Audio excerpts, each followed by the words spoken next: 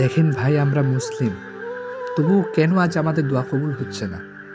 যদি আমরা হারামকে বয়কট করতে পারি, যদি আমরা হালালকে অ্যাকসেপ্ট করতে পারি, গ্রহণ করতে পারি, আমাদের জীবনের সঙ্গে যদি একটা কথা সেট করে নিতে পারি, আমি জিতি কিংবা শিখি, আমি কখনো হারি না। আমি জিতি কিংবা শিখি, প্রত্যেকটা কাজে যদি এরকম বিষয়গুলো সেট করে নিতে পারি, আমরা যদি সর্বক্ষেত্রে আল্লাহ তাআলার উপরেই ধৈর্য ধারণ করতে পারি, ইন্নাল্লাহা মাআস সাবিরিন আয়াতের উপর যদি ধৈর্য ধারণ করতে পারি, আমরা যদি হাসবুনাল্লাহু ওয়া নি'মাল ওয়াকিল নি'মাল মাওলাহু ওয়া নি'মান নাসির এই আয়াতের উপর ধৈর্য ধারণ করতে পারি, আমরা যদি বিশ্বাস করি যে কুল হুয়াল্লাহু আহাদ আল্লাহুস সামাদ লাম ইয়ালিদ ওয়া লাম ইউলাদ ওয়া লাম ইয়াকুল লাহু কুফুয়ান আহাদ, আয়াতগুলো যদি বিশ্বাস করে থাকি, ইনশাআল্লাহ আমাদের পরাজয় নেই, সব জায়গাতে আমরা জয়ী।